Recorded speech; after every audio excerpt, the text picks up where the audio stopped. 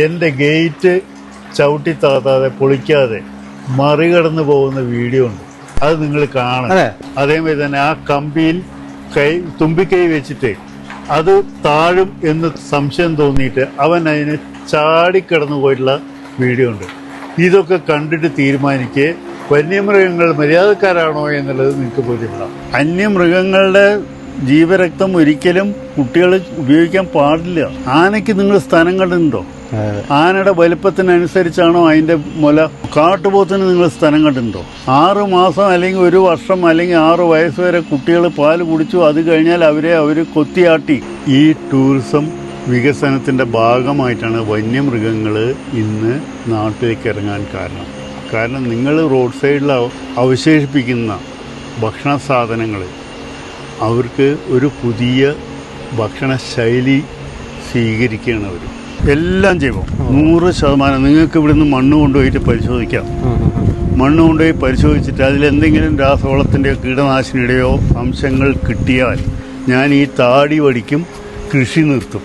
അപ്പോൾ നല്ല രീതിയിൽ ആനശല്യം ഉണ്ടാവും ഇവിടെ? ആന, പന്നി, കടുവ തുടങ്ങിയിട്ട് എല്ലാ സാധനങ്ങളും നമ്മുടെ ചെറുപ്പക്കാരെ കൊണ്ടുപോയി കാവലുകൾ അവർ പഠിക്കട്ടെ. അവർക്ക് കിട്ടുന്ന അന്നം ഒരു കർഷകൻ എങ്ങനെ മെനക്കെട്ടാണ് ഉണ്ടാക്കുന്നത്. ശബ്ദം കേട്ടാൽ അത് നിരീക്ഷിക്കും. അവന്റെ വരവ് എങ്ങനെയാണ്, അവന്റെ സ്വഭാവം എന്താണ്. ടോർച്ച് കണ്ടാൽ വരുന്ന ആനയുണ്ടെങ്കിൽ അത് എന്തുകൊണ്ടാണ്? ആ ടോർച്ചിന് പുറകിൽ അവനെ വേദനിപ്പിക്കുന്ന എന്തുകൊണ്ട്? 6 വയസ്സുള്ള കുട്ടി മെൻസസ് കാണിക്കുന്നു. പണ്ട് 18 വയസ്സാണ് ഒരു സ്ത്രീ മെച്യൂർഡ് ആവാൻ. 18 വയസ്സാണ്. അവിടുന്ന് അവള് ഒരു സ്ത്രീയായി വളരുകയാണ്. അതുകൊണ്ട് തന്നെ 35 വയസ്സിൽ അവൾക്ക് ബ്രസ്റ്റ് ക്യാൻസർ, യൂട്രസ് കംപ്ലൈൻറ്റ്, മറ്റുള്ള പ്രശ്നങ്ങൾ വന്നു. അവൾ വൃദ്ധയായി. നമസ്കാരം. ഞാനെന്നുള്ളത് വയനാട് ജില്ലയിലെ തിരുനെല്ലി എന്ന് പറയുന്ന പ്രദേശത്താണ്. ഇന്നത്തെ എപ്പിസോഡിൽ നമ്മൾ വളരെ വ്യത്യസ്തനായ ഒരു കർഷകനെയാണ് പരിചയപ്പെടാനായിട്ട് പോകുന്നത്. അതായത് ഒരു ജൈവ കർഷകനാണ് അദ്ദേഹം. വർഷങ്ങളായിട്ട് വന്യമൃഗങ്ങളോട് പോരാടി ജീവിക്കുന്ന ഒരു മനുഷ്യൻ. അദ്ദേഹത്തിൻ്റെ ഒരു അനുഭവങ്ങളും അദ്ദേഹത്തിൻ്റെ ഇവിടുത്തെ ആ സാഹസികമായ ജീവിതമൊക്കെയാണ് നമ്മൾ ഇന്നത്തെ എപ്പിസോഡിൽ കാണാനായിട്ട് പോകുന്നത് കേട്ടോ. നമുക്ക് ഏതായാലും വീഡിയോയിലേക്ക് പോകാം. അദ്ദേഹത്തിൻ്റെ പേര് സുകുമാരൻ ഉണ്ണി എന്നാണ്. അദ്ദേഹത്തെക്കുറിച്ച് ഒത്തിരി അറിയാനുണ്ട്. അവാർഡുകളൊക്കെ കിട്ടിയിട്ടുള്ള ഒരു മനുഷ്യനാണ്. അദ്ദേഹത്തെക്കുറിച്ച് കൂടുതൽ ഞാനിനി നിങ്ങളെപ്പോലെ തന്നെ നേരിട്ട് അറിയാനായിട്ട് പോകുന്നുള്ളൂ. ഫ്രഷായിട്ട് അറിയാമെന്ന് വിചാരിച്ചു. അപ്പോൾ ഏതായാലും അദ്ദേഹത്തിൻ്റെ ഒരു ജീവിതവും അദ്ദേഹത്തിൻ്റെ ഇവിടുത്തെ ഒരു അവസ്ഥയൊക്കെയാണ് നമ്മൾ കാണാനായിട്ട് പോകുന്നത്. വളരെ ബുദ്ധിമുട്ടാണ്. വന്യമൃഗ പ്രശ്നം കൊണ്ട് പൊറുതിമുട്ടി നിൽക്കുന്ന ഒരു പ്രദേശം തന്നെയാണ്. കാടിനോട് ചേർന്ന് കിടക്കുന്ന പ്രദേശമാണ്. പക്ഷേ വർഷങ്ങളായിട്ട് ഇവിടെ കൃഷി ചെയ്യുന്ന ആളാണ്. പക്ഷേ ഇപ്പോൾ അദ്ദേഹത്തിന് ഒന്നും ചെയ്യാൻ പറ്റാത്ത ഒരവസ്ഥയിലാണുള്ളത്. നമുക്ക് ഏതായാലും ആ ഒരു വ്യത്യസ്തനായ കർഷകനെ ഒന്ന് നേരിട്ട് കാണാം. നമുക്ക് ഈ ദൃശ്യങ്ങളിൽ കാണുന്ന പോലെ വളരെ മനോഹരമായിട്ടുള്ള പ്രകൃതി രമണീയമായിട്ടുള്ള ഒരു പ്രദേശം തന്നെയാണ്. ഈ കാണുന്ന പുഴയാണ് കാളിന്തി പുഴ എന്ന് പറയുന്നത്. നിരവധി ടൂറിസ്റ്റുകളും ഒക്കെ വരുന്നൊരു പ്രദേശമാണ്. നമ്മൾ ഏതായാലും അദ്ദേഹത്തെ കാണാനായിട്ട് നമ്മൾ നേരിട്ട് പോവാണ്. ഇത് അദ്ദേഹത്തിൻ്റെ ഫാമാണ്. നമുക്കിവിടെ ഒരു ബോർഡും കാര്യങ്ങളൊക്കെ കാണാം. എന്നുണ്ടോ? ആ നിൽക്കുന്ന ആളാണ് കക്ഷി. നമുക്ക് ഏതായാലും ചേട്ടനെ നേരിട്ട് കാണാം കേട്ടോ. ഇതാണ് കാളിന്തി പുഴ. ഞാൻ പറഞ്ഞില്ല, കുട്ടികളൊക്കെ അവിടെ ചൂണ്ടയിടുന്ന രംഗങ്ങളൊക്കെയാണ് നമുക്ക് കണ്ടുകൊണ്ടിരിക്കുന്നത്.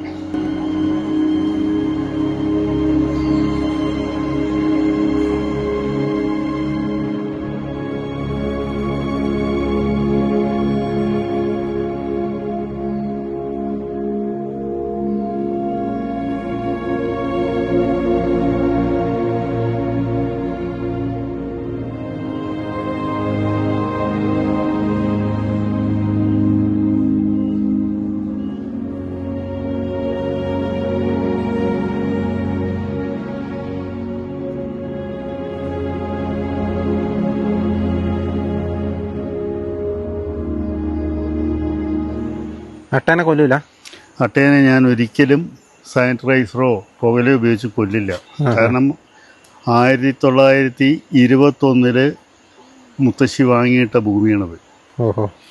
അന്ന് തുടങ്ങി ഇന്ന് വരെ രാസവളോ കീടനാശിനിയോ ഉപയോഗിക്കാതെ ഒന്നും ചെയ്തിട്ടില്ല. കൃഷിയെടുക്കുന്നൊരു സ്വഭാവമുണ്ട്. ഏത് ജീവികൾക്കും അവരവരുടേതായ ജീവിത സ്വാതന്ത്ര്യമുണ്ട്. അത് നമ്മൾ ഹനിക്കാൻ നമ്മൾ ആരും തയ്യാറാവരുത്. കാരണം ഇങ്ങനെയുള്ള മേഖലകളിൽ മാത്രമേ ഈ വക സാധനങ്ങൾ ഉണ്ടാവുന്നുള്ളൂ. നിങ്ങൾക്ക് ടൗണിലട്ടായി കാണാൻ പറ്റില്ല. ഇല്ല. അതുപോലെ തന്നെ രാസവളം കീടനാശിനിയൊക്കെ ഉപയോഗിക്കുന്ന കൃഷിസ്ഥലങ്ങളിൽ ഈ സാധനത്തിനെ കാണാൻ പറ്റില്ല. ഇല്ല. ഈ ജന്മോദ്ദേശം എന്താണെന്നുള്ളത് നമുക്കറിയില്ല. പ്രകൃതി സംരക്ഷണമായിരിക്കാം. അതിന് നമ്മൾ ഹനിച്ചു കഴിഞ്ഞാൽ എന്താ സംഭവിക്കണമെന്ന് പറഞ്ഞു കഴിഞ്ഞാൽ അതിൻ്റെ റിയാക്ഷൻസ് നമ്മൾ അനുഭവിക്കണം. പിന്നെ ഇവർ ചെയ്യുന്ന ഒരു കാര്യം എന്താ വെച്ചാൽ ഇവർ നമുക്ക് മനുഷ്യന് ഉപകാരപ്പെടുന്ന ഒരു കെമിക്കല് ഹ്യൂരിഡിൻ, ബ്ലഡ് ക്ലോട്ട് ചെയ്യാതിരിക്കാനുള്ള ഹ്യൂരിഡിൻ ആദ്യം അവർ നമുക്ക് ഇഞ്ചെക്റ്റ് ചെയ്യും. ഇത് നമ്മുടെ ബ്ലഡിൽ അങ്ങനെ കയറിപ്പോവും. അത് അവർ ആവശ്യത്തിനുള്ള ചോര കുടിച്ചു കഴിഞ്ഞാൽ അവർ വീണു പോകും. അതോടുകൂടി അവരുടെ ജീവിതം തീർന്നു എന്ന് ചോദിച്ചു കഴിഞ്ഞാൽ ആ ജന്മം ചിലപ്പോൾ നിൽക്കുകയായിരിക്കും. പക്ഷേ ഈ ഹ്യൂരിഡിൻ്റെ പാർട്ട്, അതായത് നമ്മളെ ബ്ലഡിൽ കയറി കഴിഞ്ഞിട്ട് അതിൻ്റെ ആ ഇഫക്റ്റ് കഴിയുന്നവരെ ബ്ലഡ് ഇങ്ങനെ പോയിക്കൊണ്ടിരിക്കും. അത് കഴിഞ്ഞാൽ ഓട്ടോമാറ്റിക്കായിട്ട് ബ്ലഡ് ക്ലോട്ടാവും. പക്ഷെ അത് നമ്മുടെ ശരീരത്തിൽ കയറി എന്നുള്ളതാണ് സത്യം. അത് കാരണം തന്നെ വയനാടൻ ആദിവാസികൾക്കും അതുപോലെ തന്നെ കർഷകരുടെയും ജീവിത ശൈലി രോഗങ്ങളിൽ ബ്ലോക്ക് ഉണ്ടാവും എന്നുള്ള ഒരു വിശ്വാസം എനിക്കില്ല. ഇപ്പം 67 വയസ്സായി എനിക്ക് സീരിയസ് ആയിട്ടുള്ള ഞരമ്പ് രോഗങ്ങളില്ല. എന്താ അതിന് പറയുക, നമ്മുടെ ഈ ഞരമ്പുകളിൽ വാദം, അതേപോലെ തന്നെ വേറൊരു ഇതുണ്ടല്ലോ, ഈ ഞരമ്പ് പടയ്ക്കുന്ന ഒരു വെരിക്കോസ് എൻ്റെ കാലിലില്ല. എനിക്ക് വെരിക്കോസ് വെയിൻ്റെ പ്രശ്നം വരുന്നില്ല. കാരണം എന്താ വെച്ചാൽ അത് ഓട്ടോമാറ്റിക്കായിട്ട് ആ ക്ലോട്ട് അവർ എടുത്ത് കളയുന്നു. ഇതൊക്കെ ഒരു പ്രകൃതി ജീവനത്തിന്റെ ഭാഗമായിട്ട് വേണമെങ്കിൽ നമുക്ക് പറയാം. അതാണ്, അതായത് ഓരോ ജീവികൾക്കും അതിൻ്റെതായ അവകാശമുണ്ട്. ജീവിതത്തില് ഒരു കൊതുവിന്, ഞാൻ ചോദിക്കട്ടെ, ഇപ്പം നമ്മളൊക്കെ വലിയ സയൻറ്റിസ്റ്റുകളാണ്, നമ്മൾ പലതും കണ്ടുപിടിച്ചിട്ടുണ്ട്. പക്ഷേ നമ്മൾ കണ്ടുപിടിച്ചതിനെക്കാട്ടിലൊക്കെ ഏറ്റവും വലിയൊരു വിറ്റുള്ളത് ഒരു കൊതുകിൻ്റെ ശരീരത്തിൽ വിവിധ ബ്ലഡ് ഗ്രൂപ്പുകൾ, അവൻ ബ്ലഡ് ഗ്രൂപ്പ് നോക്കിയിട്ടല്ല ഒരു കൊതു ഒരു ശരീരത്തിൽ കയറിയിട്ട് അവന് ആവശ്യമുള്ള രക്തം കുടിക്കുന്നത്. അത് മുഴുവൻ ദഹിക്കാനുള്ള എൻസൈംസ് പ്രകൃതി തീരുമാനിച്ചിട്ടുള്ള എൻസൈംസാണ് അല്ലേ? അത് ജീവിതത്തിൽ അത് കൊണ്ട് നടക്കുന്നുണ്ടെങ്കിൽ വലിയ സയൻറ്റിസ്റ്റ് അദ്ദേഹമല്ലേ? നമ്മൾ വെറും ഒന്നുമല്ല. അതിൻ്റെ മൂലയ്ക്ക് നിന്നിട്ട് നമ്മൾ പറയും ഞാനാണ് അത് കണ്ടുപിടിച്ചത്, ഞാനാണ് ഇത് കണ്ടുപിടിച്ചത്. ഇന്നത്തെ അമീബി അതാണ്. ഇപ്പോൾ എന്തൊക്കെയോ പുതിയ അസുഖങ്ങൾ പറയുന്നുണ്ട്. മൂക്കിൽ ഒറ്റിച്ചു കൊടുത്തു വിശുദ്ധ വെള്ളം, അതിൻ്റെ പേരിലാണ് അവിടെ അസുഖങ്ങൾ ഉണ്ടാവുന്നത്. ഇത് പുറത്ത് പറഞ്ഞു കഴിഞ്ഞാൽ ചിലപ്പം അത് വലിയൊരു പ്രശ്നമാവും. അത് കാരണം സർക്കാർ അത് പറയുന്നില്ല. എന്നാൽ സോഷ്യൽ മീഡിയയിൽ ഓരോരുത്തന്മാർ ഇങ്ങനെയുള്ള ഓരോ കാര്യങ്ങൾ പുറത്തു വിടുന്നുണ്ട്. അമീബിക് മസ്തിഷ്ക ജ്വരം അല്ലേ? അമീബിക് മസ്തിഷ്ക ജ്വരം, അതിൻ്റെ കാരണം അതാണെന്നാണ് ഇപ്പം പുതിയ കണ്ടുപിടുത്തം. എന്തോ ഒരു വെള്ളമില്ലേ, അറേബ്യയിൽ പോയിട്ടോ മക്കയിൽ നിന്ന് കൊണ്ടുവരുന്ന വിശുദ്ധ വെള്ളം, അത് മൂക്കിലൊറ്റിച്ചത് കൊണ്ടാണ് അത് ഉണ്ടാവണമെന്ന് വെച്ചു. എന്നാൽ പിന്നെ കുളത്തിലെങ്ങനെ ഈ വെള്ളം വരണത്? അവൻ കുളിച്ച കാരനായിരിക്കുമോ? അവൻ മുള്ളിയ കാരനായിരിക്കുമോ? ഏയ്, എന്തെങ്കിലും ലോജിക്ക് വേണ്ടേ? നിങ്ങൾ ഒരാളെ കുറ്റം പറയുമ്പോൾ ഒരു വിരൽ അവൻ ശരിയല്ല എന്ന് പറയുമ്പോൾ 3 വിരൽ നിങ്ങളുടെ നേരെ നീളുന്നുണ്ട്. തീർച്ചയായിട്ടും അവിടെ 3 കുറ്റങ്ങൾ നിങ്ങളിലുണ്ട്. ഇത് ആർക്കും എന്തും പ്രചരിപ്പിക്കാം. ഇവിടെ രാഷ്ട്രീയം, മതം, മറ്റുള്ള കാര്യങ്ങളൊക്കെ മുന്നോട്ട് വെച്ചിട്ട് മനുഷ്യനെ ഒന്നും അല്ലാതാക്കണം. എല്ലാവരും ഇപ്പോൾ കൺഫ്യൂസ്ഡാണ്. സത്യം. അതാണോ ശരി, ഇതാണോ ശരി? അതെ. ഇപ്പം ഏതോ MLA ഏതോ ഒരു പെണ്ണിൻ്റെ വീട്ടിൽ കയറി. ഞാൻ ചോദിക്കട്ടെ, ഇത് സർവ്വസാധാരണമല്ലേ? പണ്ടും നടന്നിട്ടില്ല ഇതൊക്കെ? പരസ്പരം ഇഷ്ടപ്പെടുന്നവർ പല സ്ഥലത്തും പല രീതിയിലും ബന്ധപ്പെടും. അത് കൊട്ടി ഘോഷിച്ചിട്ട് സോഷ്യൽ മീഡിയയിൽ കൊടുത്ത് ഒന്നുമല്ലാത്ത കോലത്തെ എത്തിക്കുക. ഇപ്പം TV കാണാൻ വയ്യ, സത്യം. ന്യൂസ് കേൾക്കാൻ വയ്യ, പത്രം വായിക്കാൻ നിവൃത്തിയില്ല. നമ്മളൊക്കെ മൊത്തം ബ്ലാങ്ക് ആയിക്കൊണ്ടിരിക്കുക. മൊത്തം ബ്ലാങ്കാണ് അല്ലേ? തീർച്ചയായിട്ടും. കാരണം ഇതിൽ ഏത് ശരി ഏത് തെറ്റ് എന്നുള്ളത് തിരിച്ചറിയാൻ സാധിക്കാത്തൊരു പരിസ്ഥിതിയിലേക്ക് നമ്മളെ എത്തിക്കുന്നത് നമ്മളുടെ ഇന്നത്തെ ജീവിത ശൈലിയാണ്. അപ്പം ഇതിന്നൊക്കെ വിട്ട് നമ്മളുടെ ജീവിതമായിട്ട് മുന്നോട്ട് പോകും. അപ്പോൾ നമ്മൾ ചേട്ടൻ പറയുന്ന കേട്ടല്ലോ, ഇപ്പം തന്നെ നമുക്ക് ഏകദേശം ഒരു ഇൻട്രഡക്ഷൻ കിട്ടി. അതായത് ഞാനിവിടെ വന്നപ്പോൾ തന്നെ ആദ്യം തന്നെ ഒരു ഇതില്ല, പരിചയമില്ലാതെ ഇത്രയും സംസാരിച്ചേട്ടോ. അപ്പോൾ വലിയ അറിവുള്ള ഒരു മനുഷ്യൻ തന്നെയാണ്. അപ്പോൾ നമുക്ക് ഏതായാലും ചേട്ടനെക്കുറിച്ച് ചേട്ടൻ്റെ ഇവിടുത്തെ കൃഷി രീതികളെക്കുറിച്ചും ഇവിടുത്തെ വന്യജീവി പ്രശ്നങ്ങളെക്കുറിച്ചൊക്കെയാണ് നമ്മൾ ഇന്നത്തെ എപ്പിസോഡിൽ കാണാനായിട്ട് പോകുന്നത്. ചേട്ടൻ്റെ പേരെങ്ങനെയാണ്? എൻ്റെ പേര് സുകുമാരനുണ്ണി എന്നാണ്. ചേട്ടൻ എത്ര വർഷമായി ഇവിടെ ശരിക്കും പറഞ്ഞാൽ താമസം? ഞാൻ 82-ൽ ഇവിടെ വന്ന് താമസം തുടങ്ങി. ഈ ഭൂമി എൻ്റെ മുത്തശ്ശി എൻ്റെ പേര് എഴുതിത്തരുന്നത് 82-ലാണ്. അതിനു മുമ്പ് എൻ്റെ മുത്തശ്ശി 1921-ൽ മാപ്പിളകാലത്ത് വന്ന് ക്ഷേത്രത്തിലെ ഊരാളന്മാരുടെ ഭാര്യയുടെ അനിയത്തിയാണ് എൻ്റെ മുത്തശ്ശി, അമ്മയുടെ അമ്മ. വള്ളുവനാട് താലൂക്കിലെ ദേശവാഴിയായിരുന്ന 7 സ്വരൂപങ്ങളടങ്ങുന്ന ദേശവാഴിയുടെ ഭാര്യയാണ്. മാപ്പിള ലഹളക്കാലത്ത് ഇങ്ങോട്ടേക്ക് ഷിഫ്റ്റ് ചെയ്യുന്നതാണ്. ഇവിടെ വന്ന് അമ്പലത്തിലേക്കുള്ള നേദ്യത്തിനുള്ള നെല്ല് കുത്തി അരിയാക്കി കൊടുത്ത് ഒരു മുസ്ലിമിനോട് വാങ്ങിയ ഭൂമിയാണ് ഇന്ന് ഈ കാണുന്ന ഭൂമി. 1937-ലാണ് രജിസ്ട്രേഷൻ നടക്കുന്നത്. 60 രൂപയാണ് അന്നത്തെ ആധാരത്തിൽ കാണിക്കുന്ന വില. സെന്റിന്? ഏക്കറിന് ഒരു 60 രൂപ. 9 ഏക്കർ 9 3 12 ഏക്കർ സ്ഥലത്തിന് 60 രൂപയ്ക്ക് വാങ്ങിയിട്ട ഭൂമിയാണ്. ഒന്ന് ആലോചിച്ച് നോക്കിയാൽ കാലഘട്ടം എവിടെയാണ്, ഇന്നത്തെ ഭൂമിയുടെ വില എന്താണ്? അന്നത്തെ 60 രൂപ ഇന്നത്തെ എത്ര ലക്ഷമായിരിക്കും അല്ലേ? 60 കോടി ഉറുപ്പിയാണ്. അതെ. ഇന്നിവിടെ ഒരു സെന്റ് ഭൂമിക്ക് ഞാൻ പറയും എനിക്ക് 1 കോടി ഉറുപ്പിയാണ് കിട്ടുന്നു. കറക്റ്റ് കാടിൻ്റെ അടുത്തല്ലേ? അതായത് സ്ഥലത്തിൻ്റെ പ്രാധാന്യമാണ്. അതെ. തിരുനെല്ലി ക്ഷേത്രമുണ്ട്, എല്ലാം കൊണ്ടും സ്വസ്ഥം. ഇപ്പം നിങ്ങൾക്ക് ഇവിടെ വന്ന് കാണുമ്പം നിങ്ങൾക്ക് ഒരു പൊല്യൂഷൻ ഇവിടെ ഒന്നുമില്ല. ശുദ്ധമായ വെള്ളം, അതെ, ശുദ്ധമായ വായു, അതെ. വിശപ്പ് തോന്നും, ദാഹം തോന്നും. അതെ. കാരണം നമ്മുടെ എൻസൈംസ് എല്ലാം പക്ക പ്യുവർ ഓക്സിജൻ നമ്മുടെ ശരീരത്തിൽ കയറുമ്പം നമുക്ക് വിശപ്പ്, ദാഹം തുടങ്ങിയിട്ടുള്ള എല്ലാ നമ്മളുടെ ദൈനംദിനമായ എല്ലാ കാര്യങ്ങളും എൻസൈംസും എല്ലാ നെർവ്സും വർക്ക് ചെയ്യാൻ തുടങ്ങും. 67 വയസ്സായി എനിക്ക്. BP ഇല്ല, കൊളസ്ട്രോളില്ല, ഷുഗറില്ല, ഒരു കുഴപ്പമില്ല. വിശക്കുമ്പോൾ ഭക്ഷണം കഴിക്കും. ഈ കാണുന്ന 2 ഏക്കർ സ്ഥലം പല പ്രാവശ്യം ആന വന്ന് തിന്ന് തീറ്റപ്പുല്ല് മുഴുവൻ നശിപ്പിച്ച് നാമാവശേഷമാക്കി. ഇത് മൊത്തം തീറ്റപ്പുല്ലുണ്ടായിരുന്ന സ്ഥലമാണ്. തീറ്റപ്പുല്ല് അതിൻ്റെ ബാക്കി പത്രങ്ങളാണ് ആ കാണുന്നത്. ഇപ്പം ഞാൻ ഈ പശുക്കളെ ഇറക്കി കെട്ടാൻ കാരണം വെച്ചാൽ ഇവർ രണ്ടുപേരും കാട് കയറാൻ മടിക്കും. കാരണം അവർക്ക് കുറച്ചുകൂടെ ആയാസരഹിതമായ ഭക്ഷണം കിട്ടുകയാണെങ്കിൽ അതല്ലേ സുഖം. പിന്നെ ചക്കയും മാങ്ങിയായി കഴിഞ്ഞാൽ ഇവർ ആ മുത്തശ്ശിക്ക് 24 വയസ്സുണ്ട്. ആ പശുവിന് 24 വയസ്സ് കൂടുതലുണ്ട്. ഒരു പശുവിന് എത്ര വർഷം? നാടൻ പശുക്കൾക്ക് 28-30 വയസ്സ് വരെ ജീവൻ നിലനിൽക്കും. അത് കഴിഞ്ഞാൽ അവരുടെ പല്ല് തേയാൻ തുടങ്ങും. 28-30 വയസ്സ് വരെ ഒരു പശു. നാടൻ പശുക്കൾ നമ്മുടെ ഇപ്പോഴത്തെ പുതിയ ജേഴ്സി HF എന്നുള്ള തുടങ്ങിയ ക്രോസിന് ജീവിതം വളരെ എന്താ പറയുക, പാലിന് വേണ്ടി മാത്രമല്ലേ? അത് അവർ പാലിന് വേണ്ടി മാത്രമാണ്. ഇതല്ല. ഇതൊക്കെ എന്ന് പറഞ്ഞു കഴിഞ്ഞാൽ എൻ്റെ ജന്മത്തിൽ ഞാൻ കൂടെ കൊണ്ടു നടക്കുന്ന ജന്മങ്ങളാണ്. ഇവളുടെ മുത്തശ്ശിയാണത്. ഈ പശുവിന് ഇപ്പം എത്ര വയസ്സുണ്ടാവും? ഇവൾക്കിപ്പോൾ ഒരു 8 വയസ്സുണ്ടാവും. 3-4 പേര് പെറ്റതാണ്. അതിന്റെ മുത്തശ്ശിയാണ്, അതായത് അതിന്റെ മുത്തശ്ശിയാണ്, അമ്മയുടെ അമ്മ.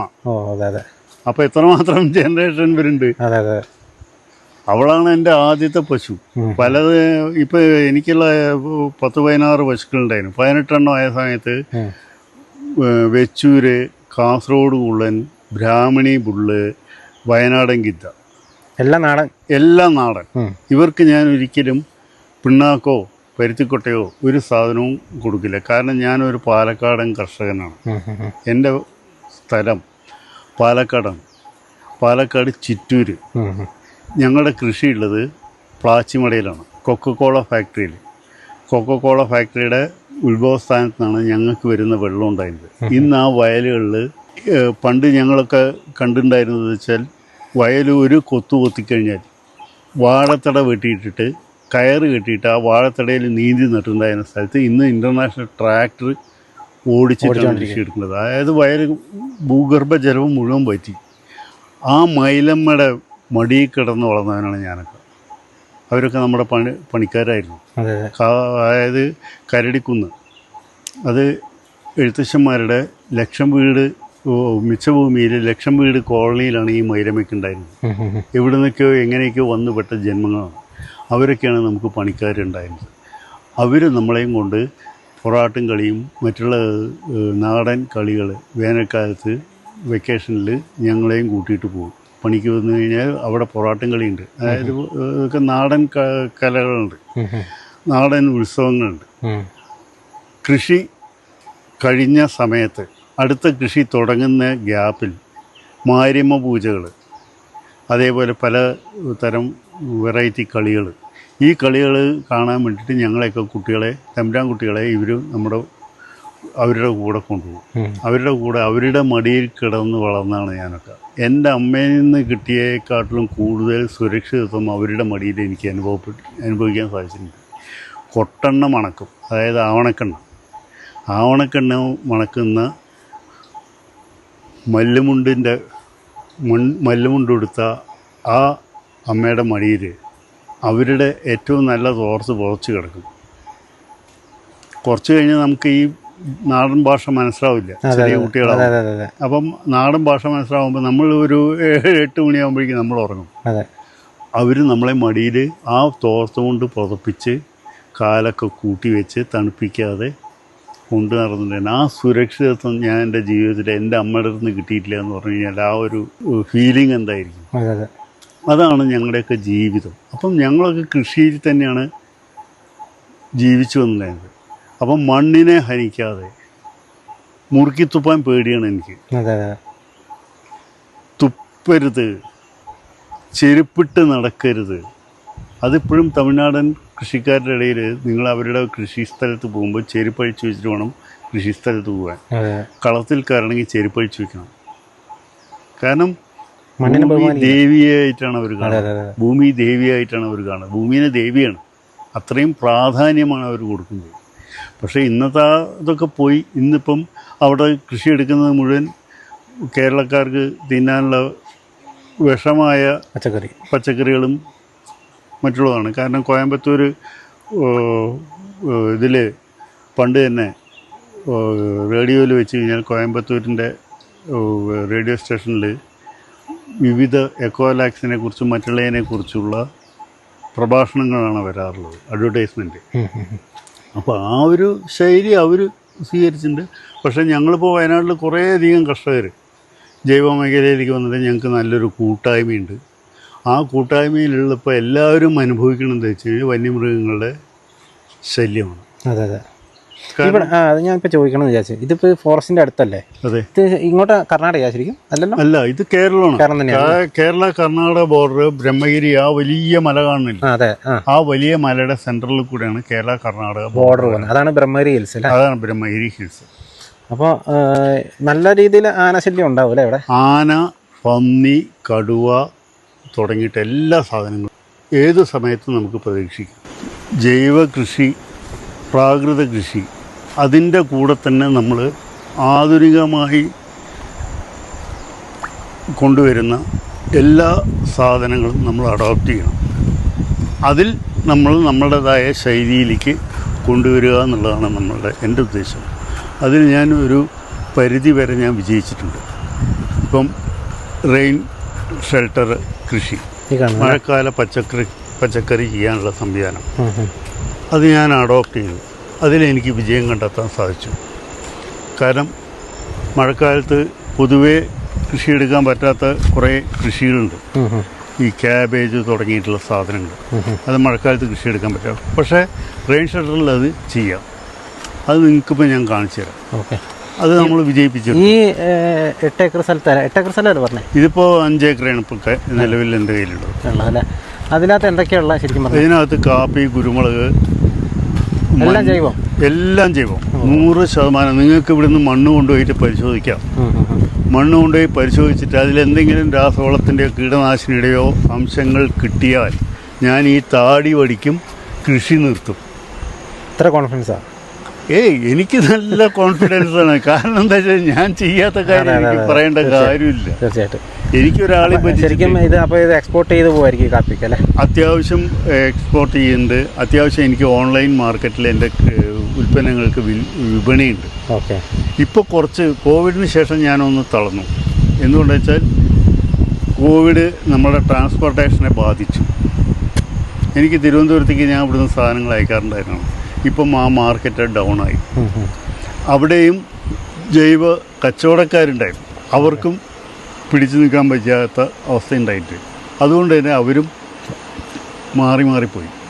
പുതിയ മേഖലകൾ തുറക്കണം. അപ്പം അതിനുള്ളൊരു സംവിധാനമാണ് ഇപ്പം ഞാനിവിടെ ചെയ്തുകൊണ്ടിരിക്കുന്നത്.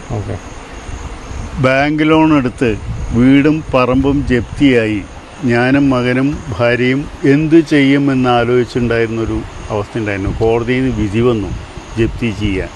ബാങ്ക് നോട്ടീസ് അയച്ചു, കോടതിയിൽ നിന്ന് വിളിപ്പിച്ചു. ഞാൻ പറഞ്ഞു എനിക്ക് 18 ലക്ഷം രൂപ എത്രമാത്രം കുറച്ച് തരാൻ പറ്റുമോ അത് ചെയ്തു തരണം. അങ്ങനെ ഫെഡറൽ ബാങ്കിൽ നിന്ന് 18 ലക്ഷം എന്നുള്ളത് 10 ലക്ഷം 11 ലക്ഷം രൂപയ്ക്ക് കുറച്ചു. 10 വർഷം കൊണ്ട് കുറച്ച് കിട്ടിയതാണ്. പക്ഷെ അതിന് ആ പൈസ അടയ്ക്കാൻ എൻ്റെ കയ്യിലുണ്ടായിരുന്നില്ല. അവസാനം എൻ്റെ സുഹൃത്ത് സഹായിച്ചിട്ട് ഞാനത് അടച്ചു. എന്നിട്ട് വീണ്ടും ഞാനൊരു ബാങ്ക് ലോൺ എടുത്ത് പകുതി പൈസ കൊടുത്തു. ഇനിയും 5 ലക്ഷം രൂപ അദ്ദേഹത്തിന് കൊടുക്കാനുള്ളതാണ്. ദൈനംദിന ജീവിതം നടക്കണം. അങ്ങനെ ഇരിക്കുമ്പോഴാണ് എൻ്റെ മകൻ CAക്ക് പഠിക്കാൻ പോയ കുട്ടി ഡൽഹിയിലൊരു കമ്പനിയിൽ അക്കൗണ്ട്സ് മാനേജറായിട്ട് ജോയിൻ ചെയ്യുന്നത്. അവൻ്റെ ശമ്പള പൈസ മിച്ചം വെച്ച് തരുന്ന പൈസ കൊണ്ടാണ് ഇപ്പോൾ ഞങ്ങൾ ജീവിതം കൊണ്ടുപോകുന്നത്. ഞങ്ങൾ ഈ പറഞ്ഞ കൺസ്ട്രക്ഷൻസും മറ്റുള്ള കാര്യങ്ങളൊക്കെ കൊണ്ട് നടത്തുന്നത്. എനിക്ക് ടൂറിസം ഡിപ്പാർട്ട്മെൻറ്റിൻ്റെ സർട്ടിഫിക്കേഷൻ ഉണ്ട്. ജൈവ കൃഷി പ്രോത്സാഹിപ്പിക്കുന്നതിനും ജൈവ ഉൽപ്പന്നങ്ങൾ വിൽക്കാനും ഫാം വിസിറ്റിനും എല്ലാറ്റിനുമുള്ള എല്ലാ സർട്ടിഫിക്കേഷനും ഉണ്ട് എൻ്റെ കയ്യിലുണ്ട്. ജൈവ സർട്ടിഫിക്കറ്റ് വേറെയുണ്ട്. അതൊക്കെ കൊണ്ടാണ് ഇപ്പം ഞാനിങ്ങനെ കഷ്ടിച്ച് പിടിച്ച് നിൽക്കുന്നത്. ഇക്കോ ടൂറിസം പ്രൊമോഷൻ കൗൺസിലിലും ഞാൻ മെമ്പറാണ്. അതുകൂടെ പ്രൊമോട്ട് ചെയ്യണം. ഇതിൻ്റെ ഭാഗമാണ് ഈ ഭാഗത്ത് നിങ്ങളിപ്പോൾ ഈ കാളിന്തി പുഴക്കരയെ കൂടെ നടക്കുമ്പം പ്ലാസ്റ്റിക്കും മറ്റുള്ള സാധനങ്ങളും ഉണ്ടാവില്ല. ചില ബോർഡുകൾ ഫോറസ്റ്റ് ഡിപ്പാർട്ട്മെൻറ്റിനെ നിർബന്ധിച്ച് ചില ബോർഡുകൾ വെപ്പിച്ചിട്ടുണ്ട്. കാരണം വരുന്നവർക്ക് ഇത് ആസ്വദിക്കാം, കൊണ്ടു നടക്കാം. പക്ഷേ ഞങ്ങളെ ദ്രോഹിക്കരുത്. ഞങ്ങളിവിടെ ജീവിക്കുന്നത് ഞങ്ങളെ ദ്രോഹിക്കരുത്. കാരണം വന്യമൃഗങ്ങളിൽ നിന്ന് ഈ ടൂറിസം വികസനത്തിൻ്റെ ഭാഗമായിട്ടാണ് വന്യമൃഗങ്ങൾ ഇന്ന് നാട്ടിലേക്ക് ഇറങ്ങാൻ കാരണം നിങ്ങൾ റോഡ് സൈഡിൽ അവശേഷിപ്പിക്കുന്ന ഭക്ഷണ സാധനങ്ങൾ അവർക്ക് ഒരു പുതിയ ഭക്ഷണ ശൈലി സ്വീകരിക്കുകയാണ് അവർ. അപ്പം അത് തേടിയിട്ടാണ് അവരിപ്പോൾ എത്താൻ തുടങ്ങി നാട്ടിലേക്ക് വരുന്നത് അല്ലേ. അതുകൊണ്ടാണ് കുരങ്ങും ആനയും മറ്റു വന്യമൃഗങ്ങളും ധാരാളം നാട്ടിലേക്ക് എത്തുന്നത്. അതിൻ്റെ ഒറ്റ കാരണം നമ്മൾ തന്നെയാണ്.